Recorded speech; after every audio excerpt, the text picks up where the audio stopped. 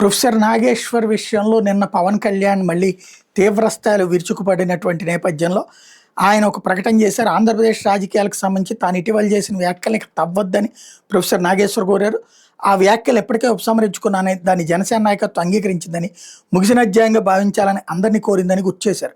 ఇంకా ఆ వ్యాఖ్యలను తవ్వడంలో అర్థం లేదన్నారు. ఆ ముక్క తర్వాతనే పవన్ కళ్యాణ్ మాట్లాడేది. మరొకవైపున ఏపీ ప్రభుత్వం ప్రొఫెసర్ నాగేశ్వర్ని హైదరాబాద్లోనే అరెస్ట్ చేయాలని ప్రయత్నిస్తోందని, అదే జరిగితే ఏపీ సీఎం చంద్రబాబు ఇంటిని ముట్టడిస్తామని తెలంగాణ రక్షణ సేన అధ్యక్షురాలు కల్వకుంట్ల కవిత హెచ్చరించారు. ప్రొఫెసర్ నాగేశ్వర్ని జనసేన పార్టీ, ఏపీ పోలీసులు, ఆ రాష్ట్ర ప్రభుత్వం కేసుల పేరుతో వేధిస్తున్నాయని సోమవారం ఎక్స్ వేదికగా మండిపడ్డారు.